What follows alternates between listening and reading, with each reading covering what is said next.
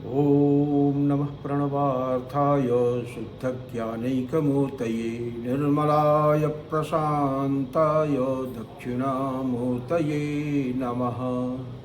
चिद्घनायमशेषाय वटमूलनिवासिने सच्चिदानन्दरूपाय दक्षिणामूर्तये नमः। ईश्वरो गुरुरात्मेति मूर्तिभेदविभागिने व्योमवद्व्याप्तदेहाय दक्षिणामूर्तये नमः। विघ्नेश्वराय वरदाय सुरप्रियाय लंबोदराय सकलाय जगद्धिताय नागाननाय श्रुतियज्ञविभूषिताय गौरीसुताय गणनाथ नमो नमस्ते। विघ्नार्तिनाशनपराय गणेश्वराय सर्वेश्वराय सुखदाय सुरप्रियाय विद्याददाय विकटाय च वामनाय भक्तप्रसन्नवरदाय नमो नमस्ते। ओम नमः श्री गुरुवे शिवाय। ओम नमः श्री परदेवताय। So friends, Vande Mataram. एक बात कहनी थी कि हमारे यहाँ जिज्ञासुओं के प्रश्न तो प्रायः आते ही रहते हैं और उनका यथासंभव उत्तर भी दिया जाता है। कुछ प्रश्नों का उत्तर नहीं भी दिया जाता है, या तो प्रश्न उस कोटि के नहीं होते हैं, या कभी कभी ऐसा होता है कि उन प्रश्नों का उत्तर पूर्व में किसी वीडियो के माध्यम से दिया जा चुका होता है। इसके अलावा कभी कभी कुछ प्रश्न इतने सुंदर और इतने महत्वपूर्ण आ जाते हैं कि अंदर से प्रेरणा होने लगती है कि नहीं, इसका अवश्य ही उत्तर दिया जाना चाहिए। और वास्तव में ये इतने कंटेम्प्रोरी होते हैं, इतने प्रासंगिक होते हैं साधनात्मक दृष्टि से जिज्ञासुओं के लिए, कि इसमें कुछ ट्रांसफॉर्मेशन के सूत्र छिपे होते हैं। तो वहाँ पे स्वतः ही ये इच्छा होती है कि नहीं, इन तत्वों के ऊपर निश्चित रूप से चर्चा होनी चाहिए और इससे अपने को भी कुछ जानने समझने को मिलता है। और मैं समझता हूँ कि जो लोग भी उस वीडियो को देखते हैं उनको भी कुछ न कुछ अवश्य ही मिलता होगा। तो इसी तरीके का एक प्रश्न आज आया है, बड़ा ही सुंदर प्रश्न है। और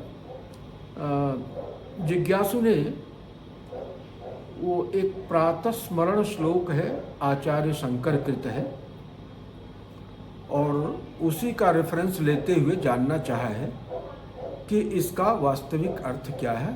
श्लोक कुछ इस प्रकार से है कि प्रातस्मरामि हृदि संस्फुरदात्मतत्त्वं सच्चित् सुखम परमहंस गतिम तुरीयम यत् स्वप्न जागर सुसुप्तिमवैति नित्यम तद्ब्रह्म निष्कलमहम न च भूत संगः।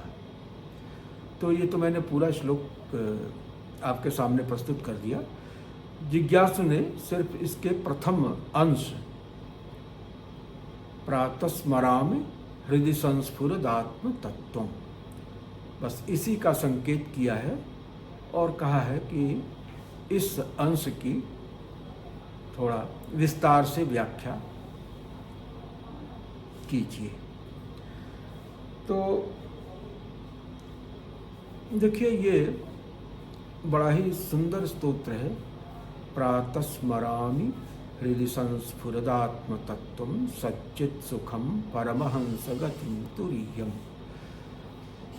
प्रातः काल सो के उठने के तत्क्षण उपरांत, आचार्य शंकर का ऐसा कथन है कि उस समय हृदय में स्फुरित हो रहे संस्फुरदात्म तत्व, आत्म तत्व के अंदर स्फुरत्ता हो रही होती है।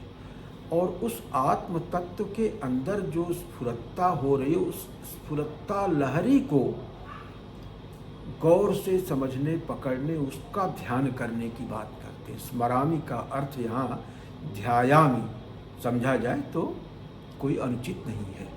तो वो आत्म तत्व के अंदर जो स्फुरण हो रहा है उसके ध्यान के लिए कह रहे हैं। और समय कब है? निद्रा से उठने के तत्क्षण उपरांत। वो आत्म तत्व क्या है? वो सच्चित सुखम है, वो सच्चिदानंद घन जो साक्षात परब्रह्म है उन्हीं का अंश है। और वो जो आत्म तत्व के अंदर स्फूर्ति हो रही है वो उन्हीं की प्रेरणा से हो रही है। और उनके अंदर जो स्फूर्ति है उसी का यहाँ पे प्रतिफलन है, प्रतिबिंबन हो रहा है। इसलिए उसको ध्यान देने की बात होती है। प्रातः स्मरामि हृदय संस्फुरदात्म तत्वं सच्चित सुखम परमहंस गतिम तुरीयम्। ये परमहंसों का गंतव्य स्थल है। ये जो आत्मतत्व में स्फुरण हो रहा है उस स्फुरण को ध्यान करना, ये किसका गंतव्य है? ये परमहंसों की गति है। ये सामान्य लोगों के लिए नहीं। हंस माने जीवात्मा, प्रकृति पुरुष हंस। तो प्रकृति पुरुषात्मकम क्या हो गया? वो जीवात्मा हो गई। क्योंकि जीवात्मा में एक अंश जो है वो शुद्ध सच्चिदात्मक होता है और एक अंश प्रकृति का होता है जो अंतःकरण बन के उससे लिपटा रहता है। तो ये हंस के भी बस का नहीं है कि इसको समझ सके। ये परमहंसों की गति है जो इसको समझ पाते हैं, इसको पकड़ पाते हैं। इसको पकड़ने के बाद स्वयं को सच्चिदानंद स्वरूप में स्थापित कर पाते हैं। तो सच्चित सुखम परमहंस गतिम तुरीयम, ये जो है तुरीयावस्था है। तुरीयावस्था क्या है इसको भी थोड़ा समझ लेने की आवश्यकता है। 4 अवस्थाएं बताई गई। मांडुक्य के उपनिषद में इस पर बहुत विशद चर्चा आती है और उस पर कभी चर्चा होगी आगे। अभी हम लोग इसी परिप्रेक्ष्य में अपने आप को सीमित रखेंगे, अन्यथा चर्चा इतनी व्यापक हो जाएगी कि फिर उसको इस एक वीडियो में समेट पाना बड़ा मुश्किल हो जाएगा। तो सच्चित सुखम परमहंस गतिम तुरीयम, तो ये जो तुरीय अवस्था है माने 4 अवस्थाएं बताई गई। जागृत, स्वप्न, सुषुप्ति और तुरीय, ये 4 अवस्थाएं बताई गई। 4 अवस्थाओं के 4 अभिमानी हैं, माने उनको जो क्लेम करते हैं, उनके साथ जो आइडेंटिफाई करते हैं। जागृत अवस्था का अभिमानी जो है उसको वैश्व कहते हैं, क्योंकि इसमें विश्व की सृष्टि रहती है, हम विश्व के साथ व्यवहार कर रहे होते हैं, तो इसलिए जागृत अवस्था को वैश्व अवस्था कहते हैं, विश्व। और सुषुप्ति अवस्था को तेजस अवस्था कहते हैं। तेजस अवस्था इसलिए कहते हैं कि इसमें मन जो कि तेजस तत्व है, बुद्धि, तो वही क्रियाशील रहती है, इंद्रियां सुषुप्त हो जाती हैं। तो इन जो इंद्रियां हैं, मोटर आर्गन्स और sense organs, they are shut. तो वहाँ से डेटा आना बंद हो जाता है। माने बाह्य कर्म जो इंद्रियों के माध्यम से होता है उनका भी प्रतिपादन संभव नहीं होता है। और ज्ञानेंद्रियों के माध्यम से बाह्य जगत से जो डेटा अंदर जाता है अंतःकरण में प्रोसेसिंग के लिए, तो वो व्यापार भी बंद हो जाता है। तो सेंस आर्गन्स और मोटर आर्गन्स के शटर्स जो है वो डाउन हो जाते हैं। बाहर से डेटा ना आता है, ना अंदर से कोई क्रिया बाहर की तरफ जो है प्रस्फुरित होती है। तो ये हो गया जागृत और स्वप्न। तो स्वप्न अवस्था का जो है वो विश्व तेजस, इसको तेजस, इसका अभिमानी पुरुष जो है वो तेजस होता है, क्योंकि तेजस तत्व जागृत रहता है और जो इंद्रिय और स्थूल शरीर है वो सुसुप्त रहते हैं। और तीसरी अवस्था है सुसुप्ति की। सुसुप्ति का मतलब क्या है कि इस समय जो तेजस तत्व है वो भी सो जाता है, उसका भी शटर डाउन हो जाता है, दैट इज आल्सो शट। अहमयिक सुप्ते, जब अहम तत्व भी सो जाता है तब उसके बाद निद्रा का वो शुरू होता है दौर। तो अहमयिक सुप्ते। तो इस जो स्वप्न की अवस्था है, तो स्वप्न की अवस्था में उसका जो अभिमानी तत्व है उसको क्या कहते हैं? प्राज्ञ कहते हैं। प्राज्ञ का मतलब क्या हुआ कि प्राज्ञ का मतलब ये हो गया कि अब जो जहाँ पे चेतना केंद्रित है वह बिंदु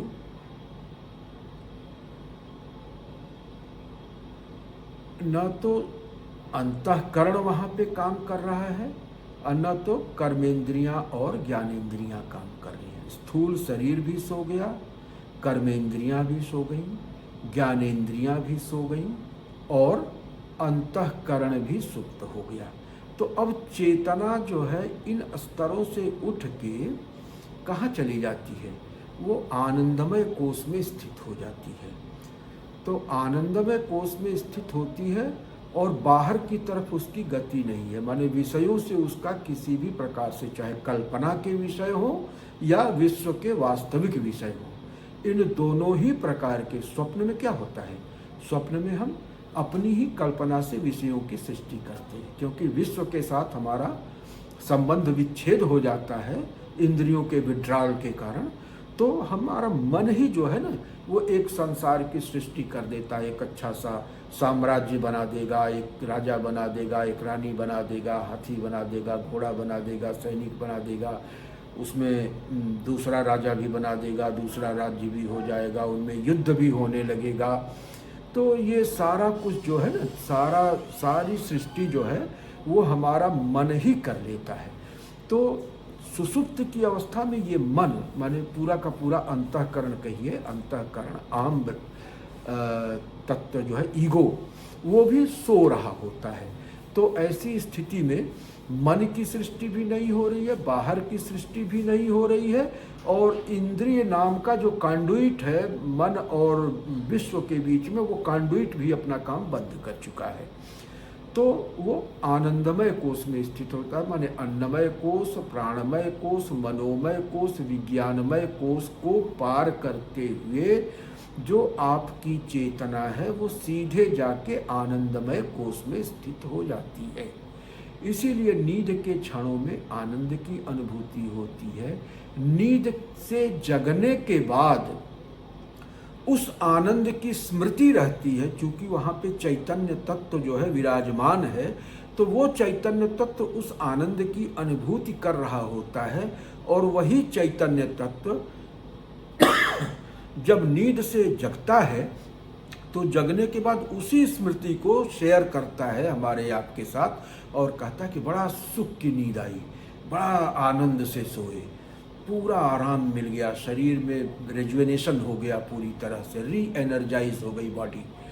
तो वो इसीलिए कि वो उस समय आनंदमय कोश में स्थित होता है। लेकिन इस आनंदमय कोश में स्थित होना भी ये जीवात्मा की अंतिम गति नहीं है, क्योंकि वहाँ पर भी आनंद तो है, लेकिन आनंद स्वरूप नहीं है, बल्कि आनंद की मिलावट वहाँ पे, आनंद की मयता है। मयता मिलावट के अर्थ में आती है, उसका कुछ अंश कहीं से मिल जा रहा है, टपक के आ जा रहा है, लेकिन जो मूल आनंद है वो अभी भी दूर है। जो हमारा सच्चिदानंद स्वरूप है वो इन 5 कोशों से परे रहता है। अन्नमय कोश, प्राणमय कोश, मनोमय कोश, विज्ञानमय कोश और आनंदमय कोश, जब इन 5 कोशों से हम ऊपर उठ जाते हैं तब सच्चिदानंद स्वरूप में स्थित होते हैं। तो आनंदमय कोश की स्थिति निद्रा की स्थिति होती है, जहाँ पर कि हम सुख से सोते हैं और सो के उठने के बाद बड़ी विश्रांति की अनुभूति होती है, आनंद की अनुभूति होती है, रेजिवेनेटेड और एनर्जाइज फील करते हैं। तो ये आनंदमय कोश में स्थित होने का परिणाम है। अब यहाँ से जो है थोड़ा सा प्रकरण और सूक्ष्म हो रहा है, तो इस प्रकरण पे हम लोग अगले वीडियो में चर्चा करते हैं। इस स्तर पे हम अपनी वाणी को आज यही विराम देते हैं। अगला वीडियो फिर इसके फॉलोअप में आएगा। ओम पूर्णमदः पूर्णमिदं पूर्णात् पूर्णमुदच्यते पूर्णस्य पूर्णमादाय पूर्णमेवावशिष्यते। ओम शांति शांति शांति।